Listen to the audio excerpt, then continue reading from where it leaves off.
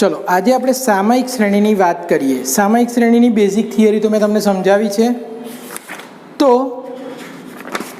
હવે આપણે એના એક્ઝામ્પલ્સ કઈ રીતે ગણવાના। તો સૌથી પહેલાં એક વસ્તુ યાદ રાખો, સામયિક શ્રેણી અને નિયત સંબંધ એટલે કે ટાઈમ સિરીઝ અને રિગ્રેશન, એ બંને વસ્તુઓના જે દાખલા છે ને એની મેથડ સેમ જ છે। ભલે આમાં અલગ સૂત્ર આપ્યું હોય, પણ તમે જો નિયત સંબંધના સૂત્રથી ગણશો તો પણ દાખલો સેમ જ આવશે, બિકોઝ એ શું છે, એક પ્રકારની કાર્લ પિયર્સનની રીત જ છે। ઓકે, તો સૌથી પહેલાં આપણે સામયિક શ્રેણીની ન્યૂનતમ વર્ગોની રીત શીખીએ। આલેખ પછી જોઈશું। ફર્સ્ટ ઓફ ઓલ જે પ્રેક્ટિકલ છે, જે દાખલા વધારે પૂછાય છે એ મેથડ જોઈએ। તો ટાઈમ સિરીઝ કહેવાશે ઇંગ્લિશમાં, જેને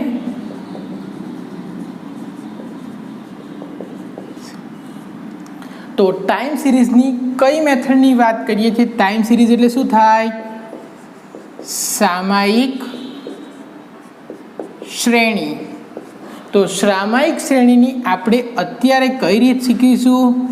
ન્યૂનતમ વર્ગોની રીત। હવે મને કહો, નિયત સંબંધની અન્વયોજનની બેસ્ટ મેથડ કઈ હતી? તો કે ન્યૂનતમ વર્ગોની રીત, એમસીક્યુમાં આપણે શીખેલા। તો સામયિક શ્રેણીની પણ બેસ્ટ મેથડ કઈ હશે? ન્યૂનતમ વર્ગોની રીત। હવે મને કહો, તમને BYXનું સૂત્ર યાદ છે? શું હતું?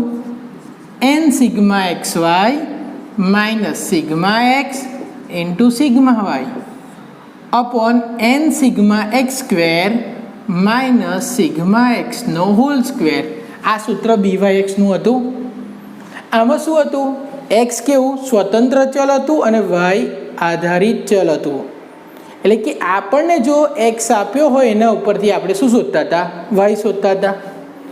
તો અહીંયા આગળ આપણને ટાઈમ આપેલો છે અને આપણે yt એટલે કે મૂલ્ય શોધવાનું છે। તો આપણે BYXની જગ્યાએ BYT લખાય। તો x ની જગ્યાએ શું મૂકવાનો? ખાલી t n સિગ્મા ty, આને yt કહેવાય એટલે આપણે tyt લખીશું, માઇનસ x ની જગ્યાએ t સિગ્મા t, y ની જગ્યાએ sigma yt upon n sigma t square minus sigma ટીનો હોલ સ્ક્વેર। એટલે આપણે શું કર્યું? ફક્ત એક્સની જગ્યાએ ટી મૂક્યો અને જ્યાં વાય આવતો હતો ત્યાં નાનકડો ટી મૂકી દીધો। તો આપણને શું મળી ગયું? BYTની વેલ્યુ મળી જશે। ચલો, ત્યાર પછી એ શોધવાનો હતો। તો વાયની એક્સ પરની નિયત સંબંધ રેખામાં એનું સૂત્ર શું હતું? y bar minus BYX into x bar. ચલો, y bar minus BYX into x bar હતું। તો અહીંયા એનું સૂત્ર શું થશે? y બાર ટી, કારણ કે yને આપણે yt કહીએ છીએ, માઇનસ BYT જે આપણે શોધ્યું ઇન્ટુ ટી બાર। ક્લિયર? એટલે દાખલો સેમ કોના જેવો છે? નિયત સંબંધ જેવો। કશું નવું નથી કરવાનું, પણ 3 થી 5 માર્ક્સમાં દાખલો બેઠો પૂછે છે। ચલો, હવે નિયત સંબંધ રેખા શોધતા હતા એ જ રીતે આની રેખા સુરેખ સમીકરણ કહીશું આપણે એને। શું કહીશું? સુરેખ સમીકરણ। તો y કેપ ટી, કારણ કે y શોધવાનો છે, is equal two a plus BYT ને આપણે b જ કહીશું, b બરાબર BYT, b બરાબર BYX હતો, b ઇન્ટુ ટી। એટલે જ્યારે ટી આપ્યો હોય તો આપણને વાયની કિંમત મળી જાય। તો આ સુરેખ સમીકરણનું બેઝિક ગણતરી થઈ। હવે એનો દાખલો જુઓ।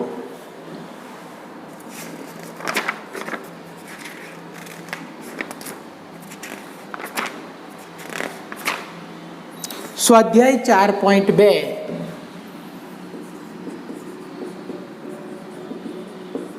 દાખલા નંબર 1, એક રાજ્યના જુદા જુદા વર્ષોના મૃત્યુદરની માહિતી નીચેના કોષ્ટકમાં આપેલ છે. વલણ શોધવા માટે સુરેખ સમીકરણનું અન્વયોજન કરો અને તે પરથી 2017ના મૃત્યુદરનું અનુમાન કરો. તો આપણે વર્ષ આપ્યા છે, લખી નાખીએ. પહેલાં વર્ષ 2009થી 9, 10, 11, 12, 13, 14, 15 બધા જ વર્ષ આપેલા છે. તો 2009, 10, 11, 12, 13, 14 અને 15 બધા વર્ષ લખી નાખ્યા. આપણે એને ટાઈમથી ઓળખીશું. તો અહીંયા 1, 2, 3, 4, 5, 6, 7 એટલે જે પહેલું વર્ષ હોય એને 1 નંબરનું વર્ષ, બીજું હોય ને 2 નંબરનું, ત્રીજું હોય ને 3 નંબરનું. આ અમાઉન્ટ રાખીને ગણો તો પણ ચાલે. પણ 2009, 2010 પછી ગુણાકાર કેટલો મોટો આવે એટલે આપણે એને નાનું કરવા શું કર્યું, 2009 ને પહેલું વર્ષ, 10 ને બીજું, 11 ને ત્રીજું, 12 ને ચોથું, 13 ને પાંચમું, 14 ને છઠ્ઠું અને 15 ને સાતમું વર્ષ આપી દીધું. વાયટી આપેલો છે. તો વાયટી કેટલો આપેલો છે એટલે મૃત્યુ દર. વાયટી શું છે? મૃત્યુ દર. મૃત્યુ દર કેટલો આપેલો? 7.6. હવે મૃત્યુદર કેવું હોય? દર 1000 વ્યક્તિએ કેટલા લોકો મરે છે એને આપણે મૃત્યુદર તરીકે ઓળખીએ. તો 2009માં 7.6, 6.9, 7.1, 7.3, 7.2, 6.9 અને 6.9. આ તમને વાયટી મળી ગયું. સેમ દાખલો પેલામાં એક્સ બાર શોધવા માટે સિગ્મા એક્સ શોધતા હતા, અહીંયા સિગ્મા ટી શોધશો, અહીંયા આગળ સિગ્મા વાયટી શોધશો. તો સરવાળો કરીએ આપણે તો 28 ટી બાર બરાબર સિગ્મા ટી અપોન એન. તો 28 ભાગ્યા 7 વર્ષ બરાબર 4.5 વર્ષ. ના, 28 ભાગ્યા 7 સોરી 4 વર્ષ એટલે ટી બાર કેટલો આવી ગયો? 4. હવે વાય બાર શોધીશું. તો વાય બાર બરાબર sigma Y T upon N. Sigma Y T એટલે આનો સરવાળો. તો આનો સરવાળો કરો તો કેટલો થાય છે? 49.9. તો આપણે 49.9 ટોટલ ડિવાઈડ બાય 7. તો ડિવાઈડ બાય 7 કરો તો વાય બાર ટી આવશે 7.128 એટલે 7.13. આ તમને વાય બાર ટી મળી ગયા.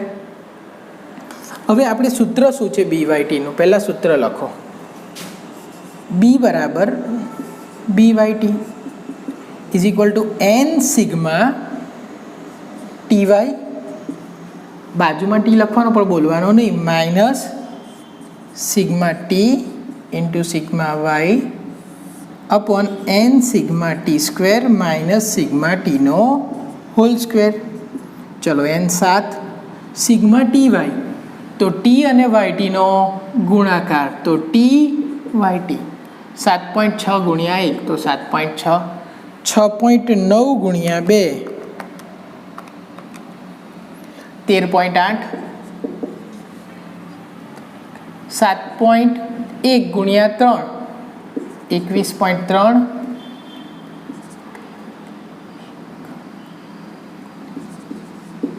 4 ગુણ્યા 7.3 29.2, 7.2 ઇન્ટુ 5 36,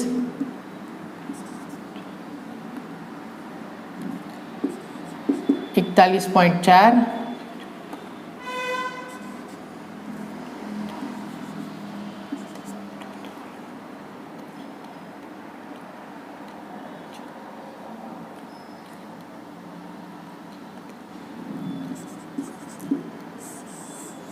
તો આનું ટોટલ સિગ્મા શું કહેવાશે? Sigma T Y T. ગણીએ ટોટલ આપણે 7.6 plus 13.8 plus 21.3 plus 29.2 plus 36 plus 41.4 plus 48.3 197.6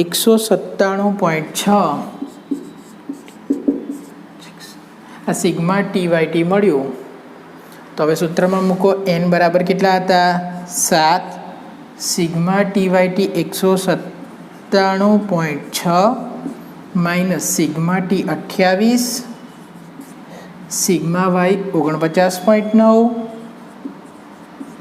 upon n કેટલા હતા? 7. સિગ્મા T સ્ક્વેર, તો ટીનો સ્ક્વેર શોધશો. 1નો વર્ગ 1, 2નો વર્ગ 4, 3નો વર્ગ 9, 4નો વર્ગ 16, 5નો વર્ગ 25, 6નો વર્ગ 36 અને 7નો વર્ગ 49. સરવાળો કરો. 4 ને 1 5, 5 ને 9,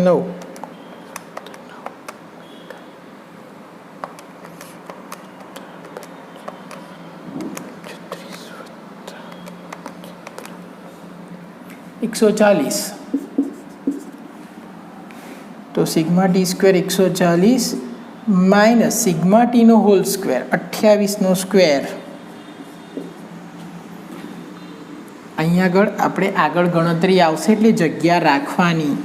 બરાબર. આપણે જે સુરેખ નિયત સંબંધની અંદર દરેકની વેલ્યુ શોધતા તેવી રીતે અહીંયા વેલ્યુ શોધવાની હશે એટલે આપણે બાજુમાં જગ્યા રાખવાની.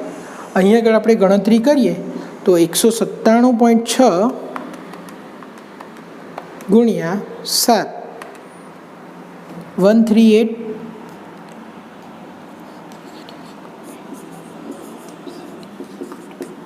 ઓછા 28.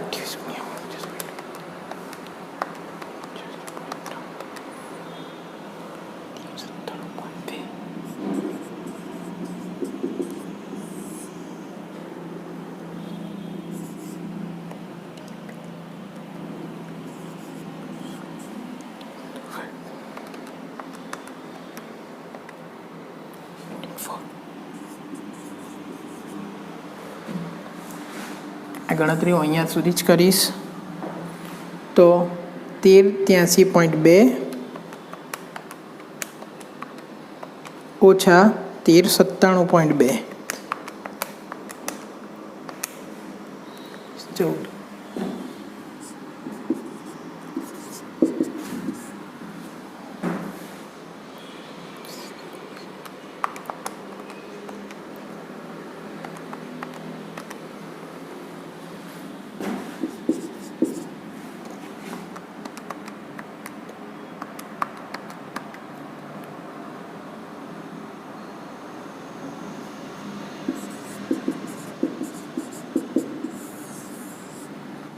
બી બરાબર 0.07 આવ્યા. હવે એ બરાબર ફોર્મ્યુલા શું હતી? એની ફોર્મ્યુલા જુઓ. A is equal to y bar t minus b y t into t bar. તો Y bar minus b y t કહો કાં તો બી કહો into t bar. Y bar t કેટલા શોધ્યા હતા? 7.13 માઇનસ બી કેટલા હતા? આ માઇનસ છે એટલે આ પણ કેવું હોય? માઇનસ જ હોય. તો માઇનસ 0.07 ઇન્ટુ ટી બાર કેટલો હતો? આપણે ટી બાર શોધ્યો તો 4. તો 7.13 માઇનસ માઇનસ પ્લસ તો 0.28. તો એ બરાબર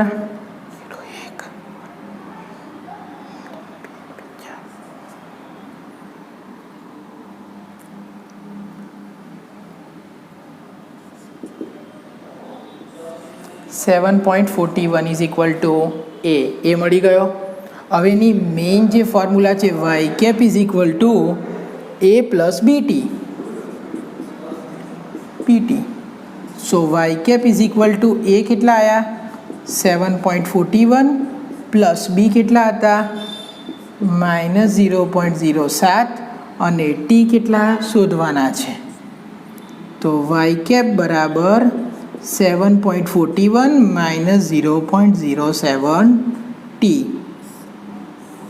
આ એનું સુરેખ સમીકરણ બન્યું. શું બન્યું? સુરેખ સમીકરણ. હવે આ જ સમીકરણને અહીંયા લખવાનું એટલે દરેક વર્ષની વેલ્યુ મળી જાય. તો Y cap is equal to આપણે વાય કેપ ટી કહીએ છીએ. Y cap T is equal to શું છે 7.41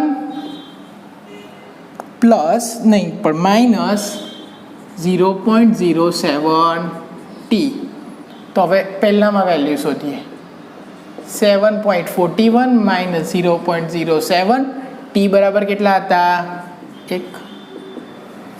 તો 7.41 માઇનસ 0.07 7.34. હવે અહીંયા જોશો તો 7.41 માઇનસ 0.07 ઇન્ટુ 2 તો 7.41 માઇનસ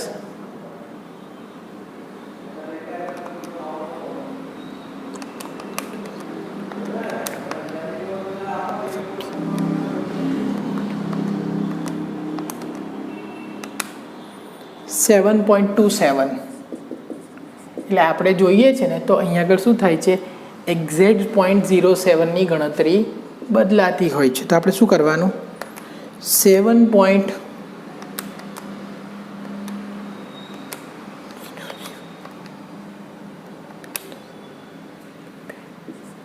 હવે તમે વેલ્યુ શોધશો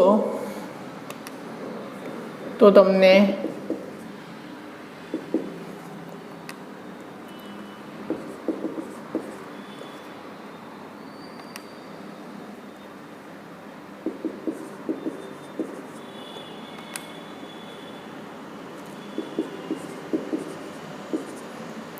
ચલો તમે ફોર્મ્યુલામાં મૂકશો એટલે તમને આ બધી વેલ્યુ મળશે. આપણને ખબર છે કે કેટલાનો ગેપ હતો 0.07 ઘટતા જાય છે.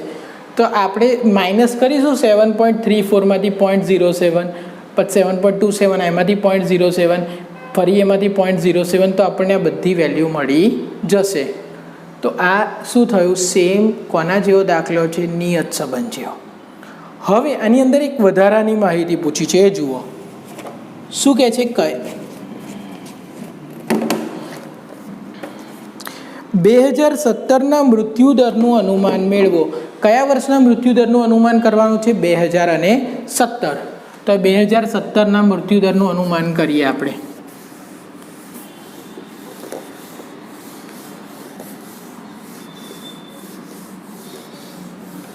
ચલો 2017ના વર્ષના મૃત્યુદરનું અનુમાન. ચલો 2017નો મૃત્યુદર શોધવાનો છે. તો હવે વિચારો 2017માં ટી બરાબર કેટલા આવશે. તો 2014માં 6, 2015માં 7, 2016માં 8, તો 2017માં 9. ટી બરાબર 9 છે એમાં 2017માં. હવે ફોર્મ્યુલા લખો. Y cap T is equal to શું હતું 7.41 માઇનસ 0.07 ટી.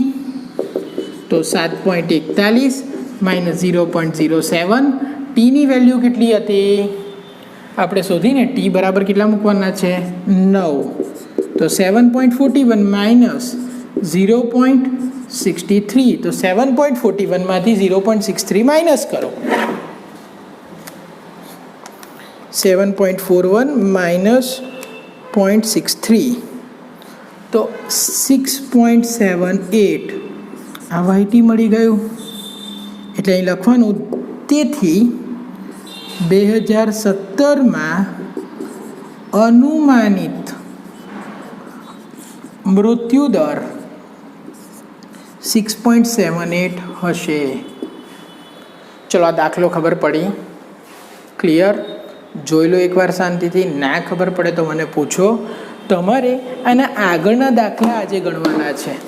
એટલે કે બીજો દાખલો, ત્રીજો દાખલો અને ચોથો દાખલો આ બધા દાખલા તમારે હમણાં ગણીને આપવાના છે. સેમ જ